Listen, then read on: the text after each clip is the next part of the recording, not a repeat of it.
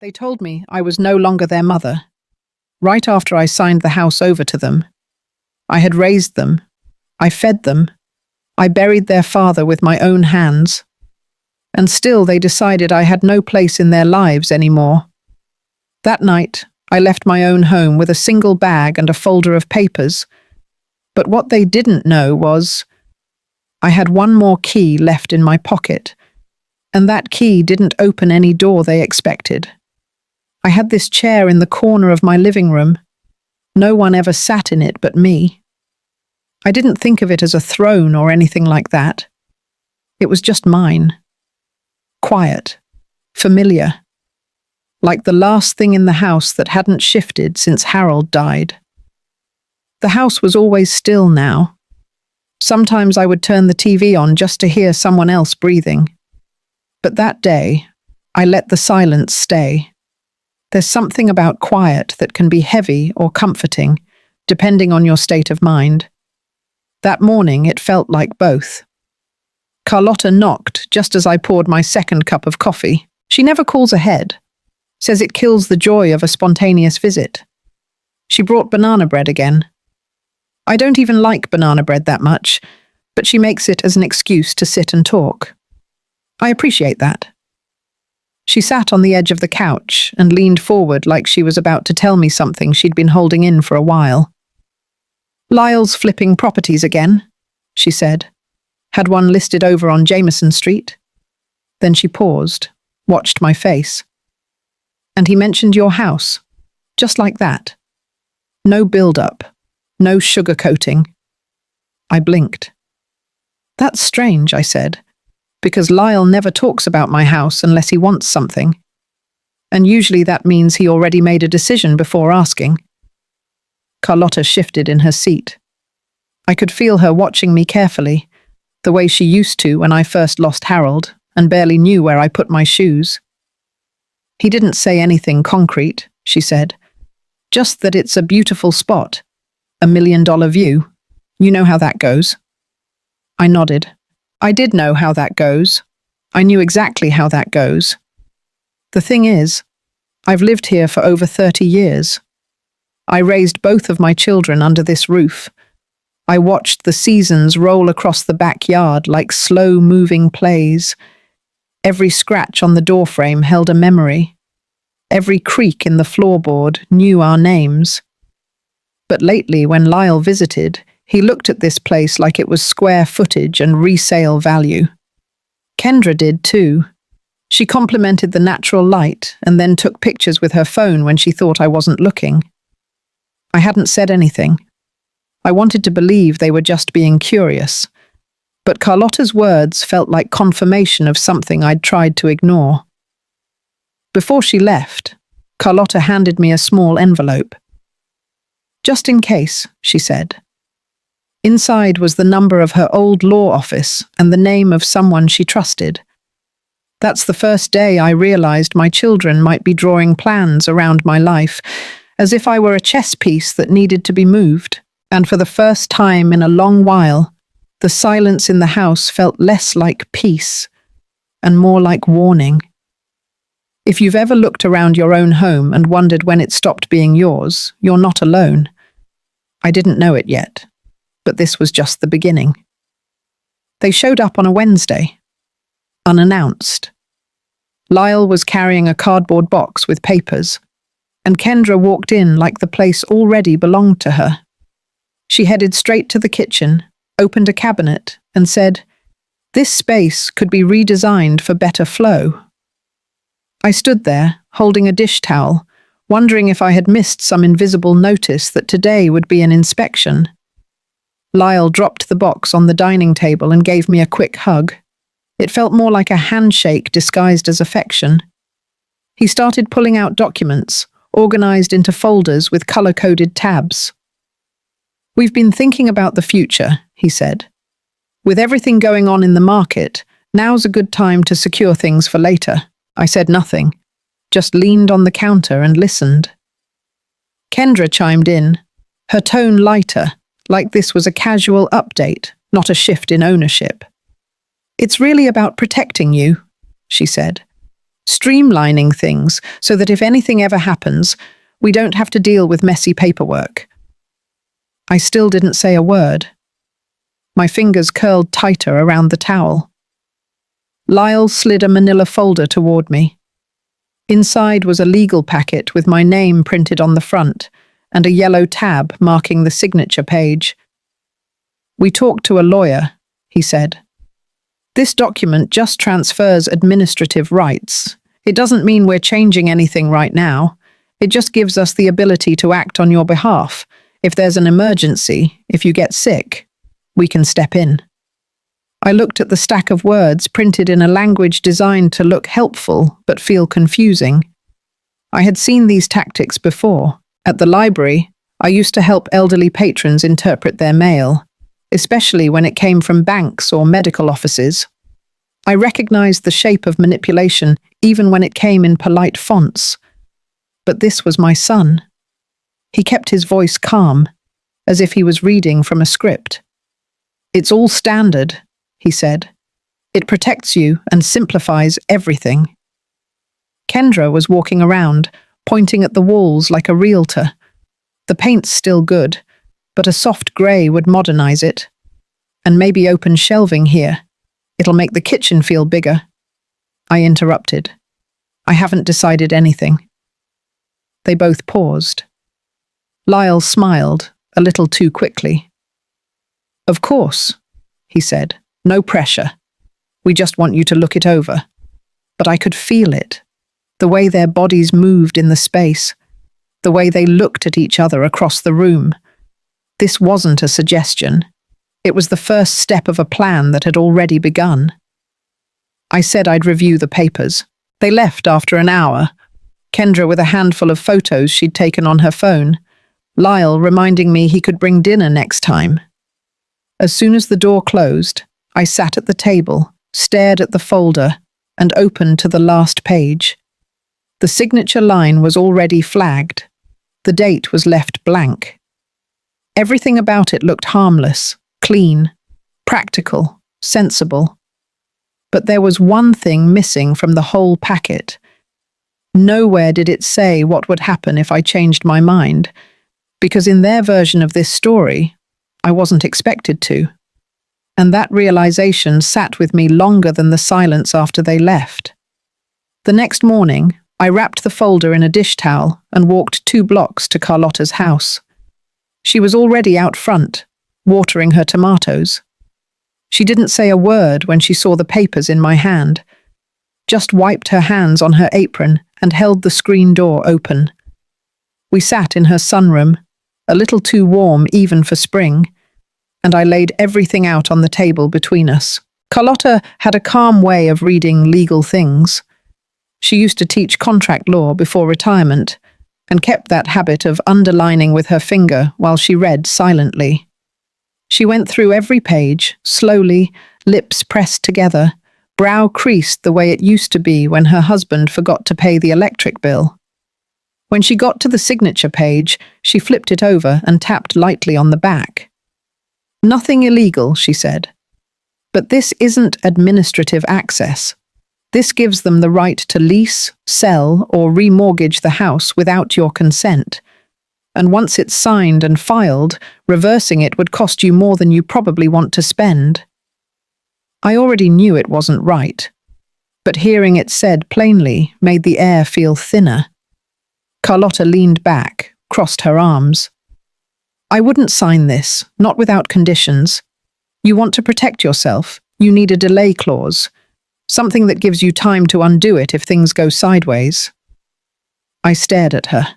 She got up, walked to her desk, and pulled out a single sheet of paper. It was blank, except for a heading and a paragraph in small print. "This is a rider I used once with my cousin," she said.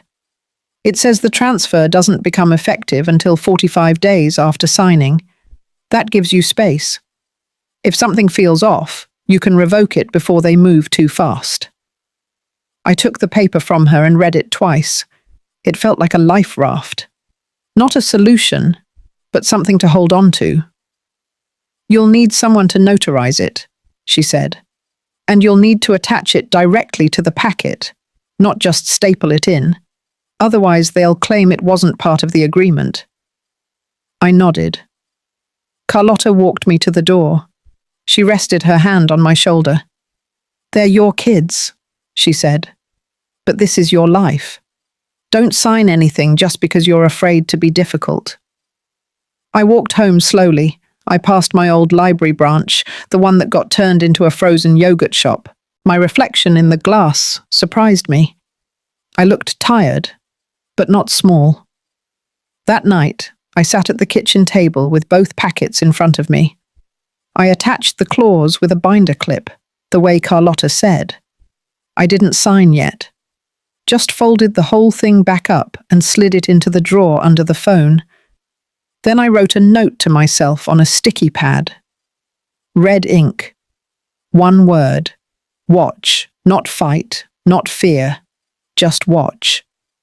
Because sometimes the best way to learn what someone intends is to give them room to show you. And I had a feeling that once I stepped aside, they would stop pretending. And when they did, I wanted to be ready. 3 days later, Lyle called to say he and Kendra would be stopping by with dinner. He didn't ask, just informed. I had the paperwork ready, the added clause clipped in neatly behind the signature page. I wasn't planning to hand it over yet. I just wanted to see if they would notice the change. They arrived just after 6. Kendra brought takeout from a new place downtown. Too much food for 3 people, too many bags, like a housewarming meal for a home that wasn't hers yet. She unpacked dishes like she belonged in my kitchen. Lyle opened a bottle of wine and poured a glass without asking if I wanted any. We sat at the table, the same table where I had fed them as children, where we'd once carved pumpkins and wrapped birthday presents. Now it was covered in paper cartons and conversation that felt too cheerful. They didn't bring up the documents until after dinner. Lyle leaned back in his chair, wiped his mouth, and said it softly like it was nothing. "So, have you had a chance to look it over?" I said I had. He nodded, trying to act casual. "Any questions?" I stood, walked to the side table, and brought the folder over. I placed it in front of him, face down. He reached for it. "Before you open that," I said, I added something. Kendra tilted her head, still smiling. "Oh, just a clause," I said. "A delay clause. It gives me 45 days after signing to revoke, if I feel pressured or unsure." Lyle's face shifted. Not dramatically, just enough for me to see the pause behind his smile. "I thought you trusted us," he said. "I do, but trust and protection aren't always the same thing." Kendra didn't speak. She just picked up her wine and looked away. He flipped through the pages. When he got to the clause, he read it twice, jaw tightening a little more each time. "This isn't standard," he said. "Our lawyer didn't include this." "No," I said. "It came from a different lawyer, a friend of mine." Lyle looked at me like he was trying to recalculate something. His voice stayed even, but the warmth had drained out of it. "You're making this more complicated than it needs to be." I said nothing. He placed the folder down and pushed it back toward me. "Let us take this and have someone review it. Make sure it won't cause issues down the line." "Of course," I said. Kendra finally spoke again, quieter now. "We're just trying to help." "I know," I said. "And I'm just trying to be sure." They left not long after that. Lyle took the folder with him. No hugs this time. Just a half-hearted wave and the sound of the screen door snapping shut behind them. I stood by the window and watched them pull out of the driveway. They sat in the car for a moment before driving off. I couldn't see their faces, but I could feel the air had changed. Something had shifted. The script was no longer playing the way they expected. And now, they would have to rewrite their next move. Inside, I rinsed the dishes one by one, slowly, as if scrubbing away something that hadn't quite settled right. Then I went to the hallway cabinet, pulled out my old fireproof lockbox, and opened it. I checked that the second copy of the paperwork, the one with the same clause clipped in, was still there, still untouched, still mine. That night, I didn't sleep much, not from fear, but because I could hear it now, the click of plans being made without me, and the way silence, once so comforting, had started to feel like warning. The following week moved slowly. Lyle didn't call. Kendra didn't drop by. It was quiet again, but this time, the silence didn't feel like space. It felt like distance. Strategized. Intentional. On Friday, I found an envelope in my mailbox. No stamp, just my name, in Kendra's handwriting. Inside was a note and a revised copy of the document. The delay clause was gone. Instead, they had included a new clause that limited my ability to alter any conditions once signed. Neat, tidy, permanent. The message was clear. Carlotta came by that afternoon with an armful of basil from her garden. I told her about the envelope. She didn't say anything for a long while, just sat at the table and ran her fingers along the edge of the countertop. "They want it locked," she said finally. "Not shared, not discussed. Controlled." I nodded. My hand rested on the envelope. It felt heavier than it should. "They're moving faster now," I said, like they're afraid I might change my mind. Carlotta glanced at me. "Or they know you already have." That evening I went for a walk, same route as always, past the park, the old bakery that never reopened after the flood, the elementary school with the faded mural on the wall. The sky was soft with early spring light, and the sidewalks smelled like warm concrete and grass. At the far end of the block, I saw a realtor's sign. Not mine, someone else's home. But it triggered something sharp. I imagined my porch with a white sign in front, a photo of the living room staged and bright, with none of my things in it. And I felt a tightening in my chest that wasn't fear. It was clarity. When I got home, I opened the drawer and pulled out the copy I had kept, the one with Carlotta's clause still attached. I placed it next to the new version they had returned. The contrast was like two stories about the same woman, written by people who saw her completely differently. Later that night, I received a message from Lyle. Just a sentence. "Let us know when you're ready to sign the final version. No warmth, no pretense, just a countdown." I didn't reply. Instead, I opened my laptop. I searched for a name Carlotta had mentioned once before, a woman she knew from her law days who handled property rights and elder fraud cases. Her office was still listed, and I sent an email. 2 days later, she called.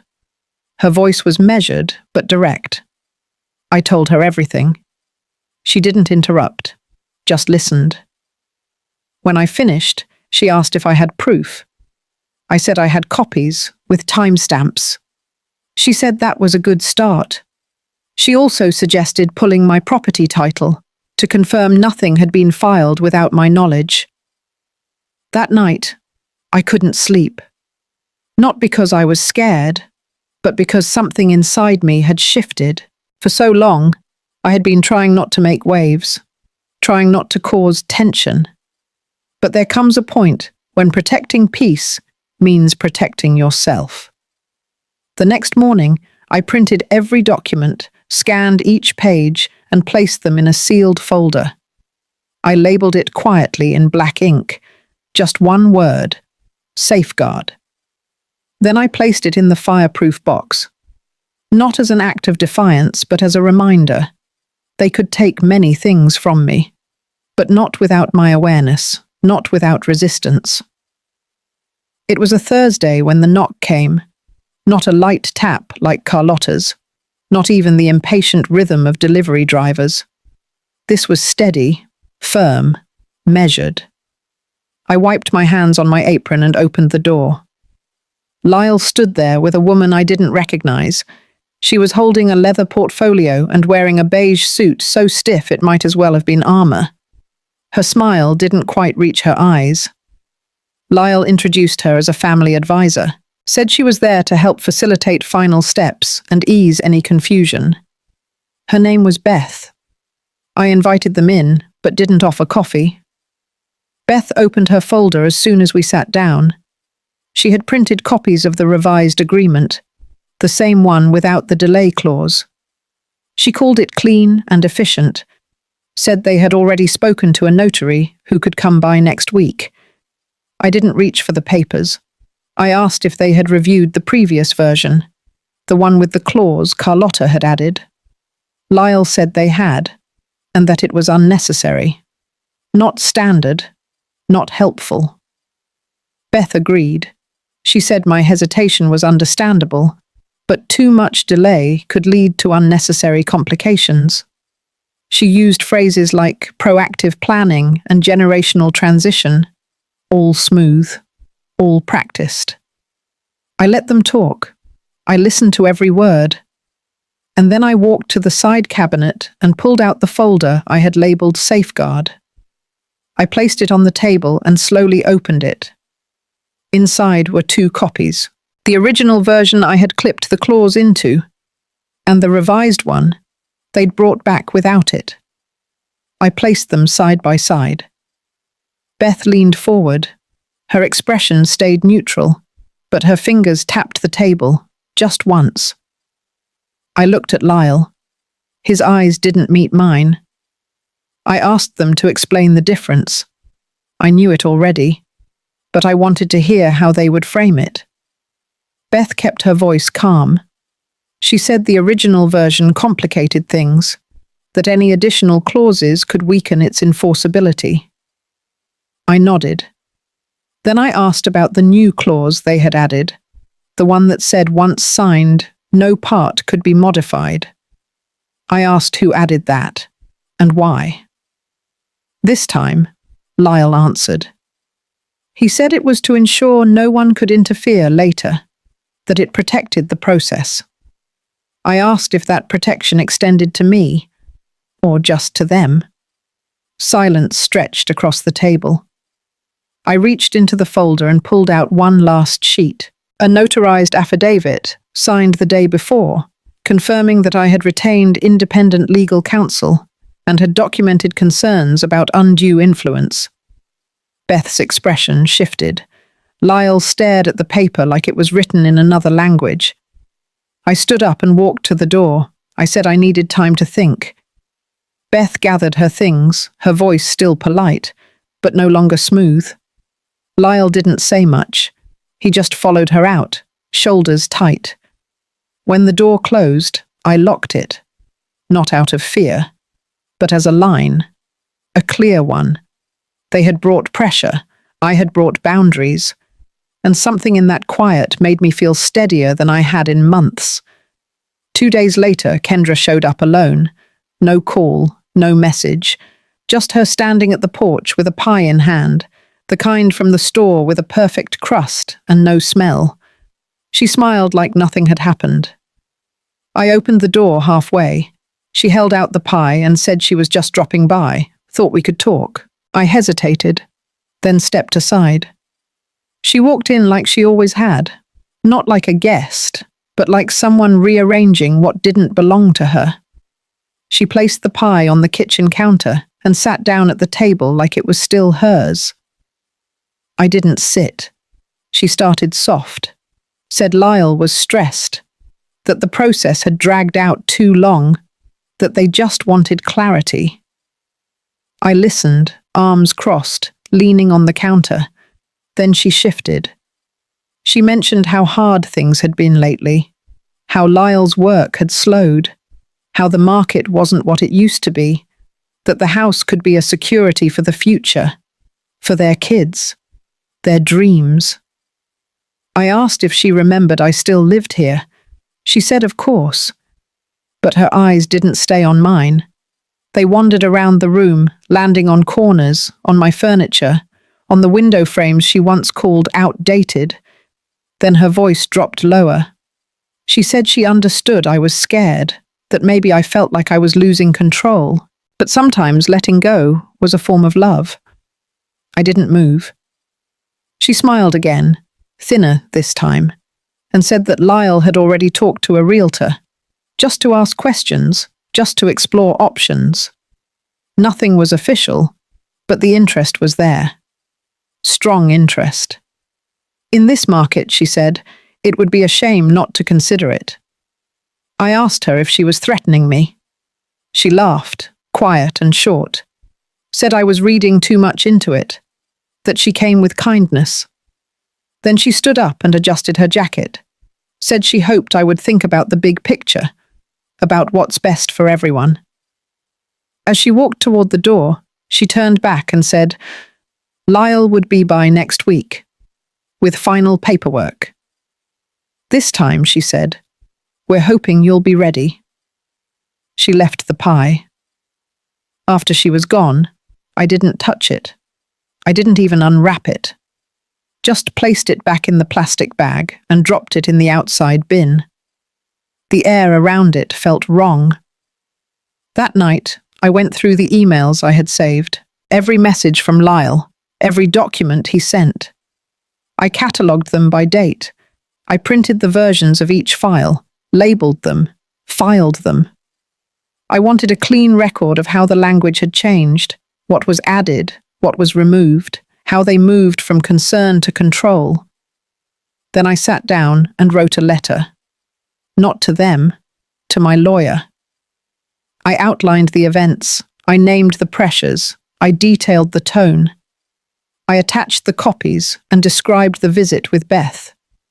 Then I signed it, sealed it, and marked it confidential. In the morning, I mailed it from the post office across town. When I got back, I poured myself a glass of water and stood at the window.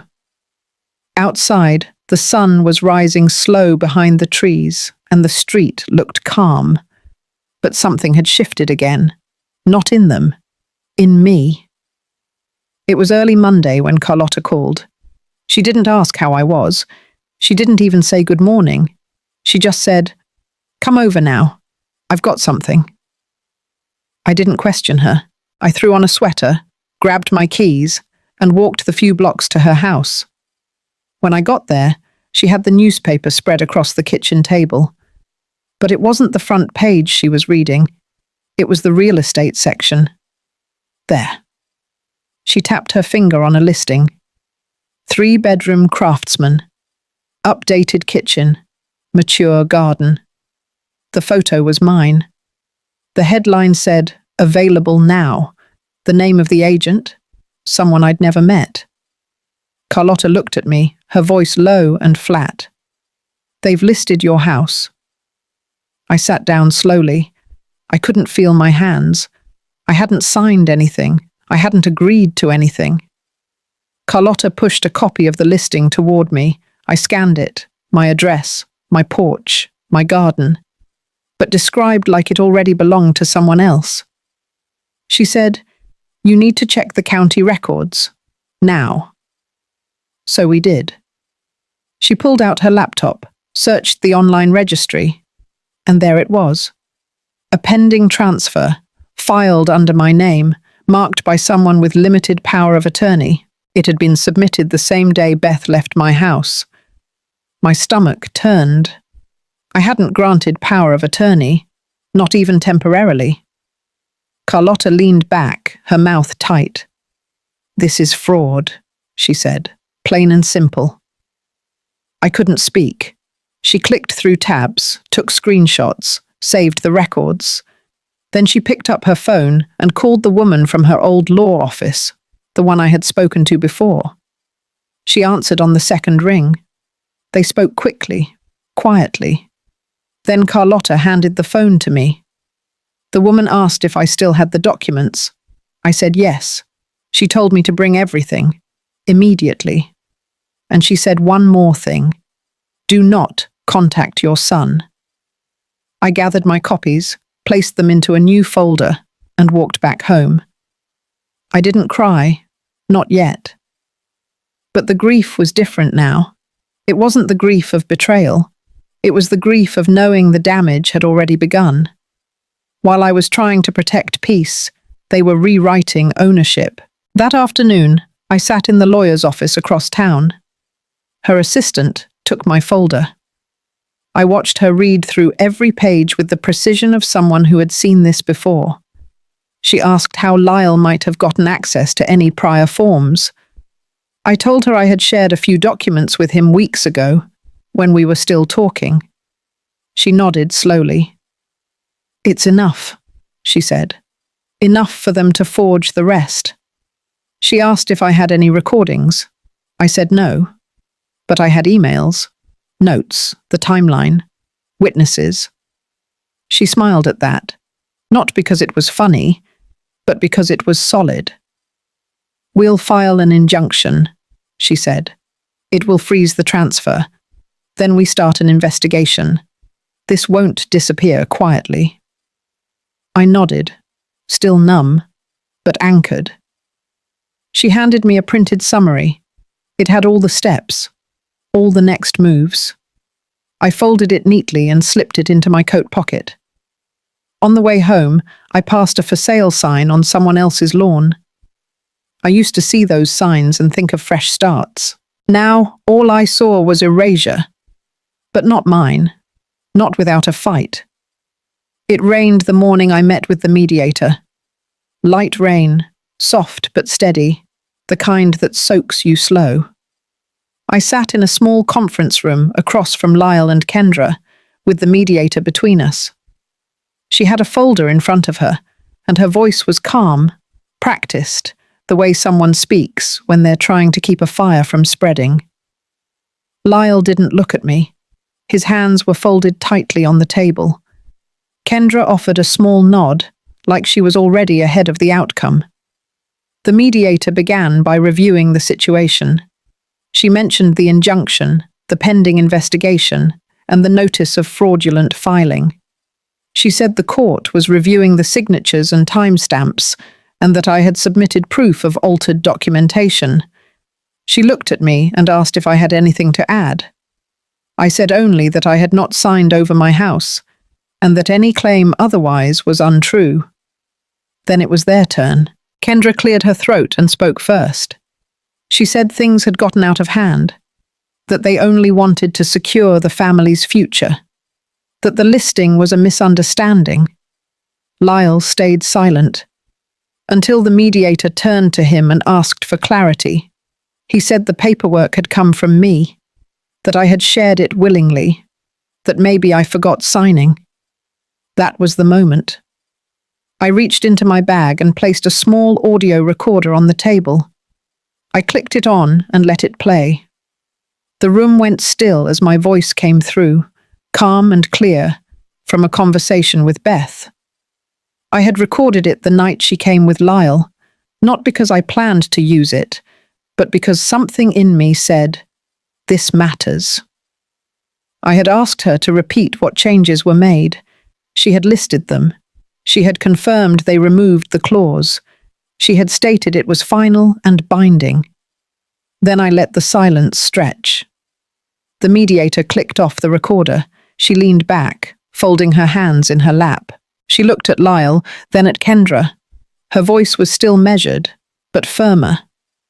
"This isn't a misunderstanding," she said. "This is coercion, and possibly fraud." Lyle's jaw tensed. Kendra's lips parted, like she might speak, but nothing came out. The mediator turned to me. "Do you wish to continue with mediation, or pursue legal resolution?" I said I wanted my home protected, my rights restored, and I wanted no further contact initiated by them unless through counsel. The mediator nodded. Meeting adjourned. They left first. Lyle paused at the door like he might say something, but he didn't. I sat there a moment longer.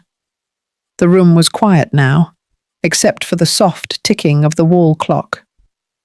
I had feared this moment, feared the confrontation. But now that it had come, I didn't feel shattered. I felt rooted. Later that night, I walked through my home slowly, room by room. I touched the doorknobs, ran my fingers along the old wood trim, sat on the edge of my bed and looked out the window. The rain had stopped. This house wasn't just shelter. It was story. It was memory. It was mine. And I was finally done giving away parts of myself to keep the peace. There are thresholds in every life, quiet ones. Not the moments that explode, but the ones that solidify. This was mine. 1 week after the mediation, the envelope came. It was delivered by courier, no return address. Just my name, neatly printed, in a hand I recognized. Lyle's handwriting. I didn't open it right away. I placed it on the dining table, next to my tea, and sat with it for a while. When I finally slid it open, I found a letter inside. 2 pages. The first was typed, formal, carefully worded. It said they respected my decision, that they would cease all communication going forward, that any future matters would be handled through their attorney. They wished me peace. The second page was handwritten. Lyle's voice, stiff and distant. He said he hadn't realized how deeply I felt about the house, that maybe he and Kendra had pushed too hard, that it was never meant to hurt me, just to secure a future that made sense. He didn't apologize, not once. Just phrases like maybe, and I thought. I folded the letter, slid it back into the envelope, and placed it in a drawer. I didn't cry. I didn't feel anger. I felt space, like the fog that had hung around my shoulders was finally thinning. That evening, I called my lawyer. I told her what had come, and she advised me to document it, scan it, and file it. I did just that. Then I sat down and made a list. Not of grievances, but of things I had let slide. Things I had allowed for the sake of being agreeable. The favors, the compromises, the silences. By the end of that list, I didn't feel bitter. I felt clean. I called Carlotta the next morning and asked if she wanted to go with me to a notary office. I had papers to file. She showed up in a linen blouse and a sun hat, like we were headed to a garden party. We laughed all the way there. But when we sat in that office, signing and sealing, there was a stillness between us, a kind of reverence. The papers were for a deed trust. I had decided to place the house in a protective trust with clear terms. It would not be sold, it would not be transferred. And when I passed, it would go to a community housing organization that restored old homes for women over 60 displaced by family loss or financial abuse. Carlotta looked at me as I signed the final page. "You sure?" I nodded. It felt right. Afterward, we stopped at a small cafe on the corner, sat by the window. I ordered a scone and a cup of coffee. The sun came through the glass, warm on my face. Carlotta asked me what I planned to do now. I said, live. Not just exist, not just manage, live. I wanted to repaint the kitchen, start a memoir, plant mint in the backyard, maybe take a bus trip to the coast this fall. I hadn't thought about that in years. Back home, I took down the framed photo in the hallway, the one of Lyle and Kendra smiling on the front porch. I replaced it with a watercolor my friend Sylvia had painted years ago. A quiet house by a lake, peaceful, still. There are things you keep because they're part of your life, and there are things you let go because they no longer honor it. I was learning the difference, and with every quiet choice I made, the house felt more like home again. Not because it was protected by legal forms or documents, but because I had chosen to stay, on my terms. The first holiday season without them felt strange, no calls, no invitations, not even a polite text. The silence was thick, but not sharp. It didn't pierce, it settled, like a quiet snowfall on the edges of my life. I decorated the mantel by myself, pulled down the old boxes from the attic. I chose only the things that made me smile. No traditions done out of habit. No ornaments bought for someone else's taste. Just the little pine cone angel my mother made and the ceramic village I'd almost given away last year. On Christmas Eve, I made a roast and set one place at the table. Mine. I lit a candle. I poured a glass of wine. The radio played low, and I ate slowly without rush. It wasn't lonely. It was peaceful. Later that night, I sat by the fireplace with a notebook in my lap. I had been writing a little each week since the legal mess had started, not just to document, but to understand, to listen to my own voice again. That night, I wrote about forgiveness, not for them, not yet. Maybe never, but for myself. For all the ways I had gone quiet when I should have spoken, for all the nods I had given to keep things smooth, for the years spent walking on eggshells in my own home. A knock came around 9. I paused, startled. It wasn't Carlotta. She would have called. I opened the door slowly. It was Lyle. Alone. No folder, no suit. Just him, in a coat too light for the cold. He looked older than I remembered, or maybe just tired. He said he wasn't here to argue, that he had read the copy of the trust I'd filed, that he understood now it was final, that he knew he had pushed too hard. I said nothing. He looked past me, saw the candle still burning, the plate cleared. His face shifted, but he didn't ask to come in. He didn't ask anything at all. He just said he missed things. Then he turned to go. I let him walk to the end of the path before I closed the door. Not because I was cruel, because I was clear. In the days that followed, something loosened in me. I stopped rehearsing what I would say if he came back. I stopped replaying what had been lost. I walked more, read more, called Sylvia from the old neighborhood and laughed harder than I had in years. And when January came, I took down the decorations without sadness.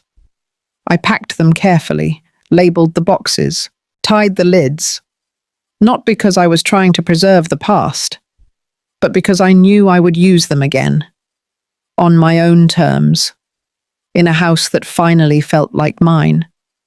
From the locks on the doors to the stillness in the kitchen, what they tried to take had been returned, but more importantly, what I had forgotten how to protect, my sense of self, had returned too. And I was no longer afraid of losing it again. Spring arrived quietly that year. The garden bloomed without announcement. Daffodils lined the stone path I had cleared by hand, and the lilac bush near the back fence came back stronger than ever. Life, it seemed, had a way of returning when left in peace. I started waking up earlier, not because I had to, but because I wanted to. I brewed coffee slowly, opened the windows, let the house breathe again. Beth came by one afternoon with lemon cookies and a file folder. She had left the firm after everything and was starting something smaller, more personal. She asked if I wanted to consult, maybe help other older women navigate similar situations. I said I'd think about it. Later that evening, I stood in the living room, looking out over the lawn. I remembered the first time I stepped into this house, so many years ago. It had been empty then too, but not hollow, just waiting, the same way I had been, without knowing. I thought about the version of myself that let too much go, that traded her voice for a fragile sense of belonging. I didn't hate her. I thanked her. She got me here. But she wouldn't be coming back. There were still photos of Lyle in my drawer, and once in a while, I'd catch myself wondering where we began to fracture. but I didn't dwell. Pain isn't meant to be a home, it's meant to be a teacher. Now this house is quiet, but it hums with peace, and I've learned how to belong to myself again. Not as someone's mother, not as someone's placeholder, just as me. And maybe, just maybe, that's the best kind of family I could have asked for. If this story reminded you of anything in your own life, take a moment to breathe. You're not alone. So many of us have been made to feel small, to give and give until nothing's left. But sometimes, the bravest thing you can do is simply choose yourself. If this story meant something to you, I'd love to hear your thoughts. Leave a comment below, or just take a quiet moment for yourself. You deserve peace, too. Thank you for listening.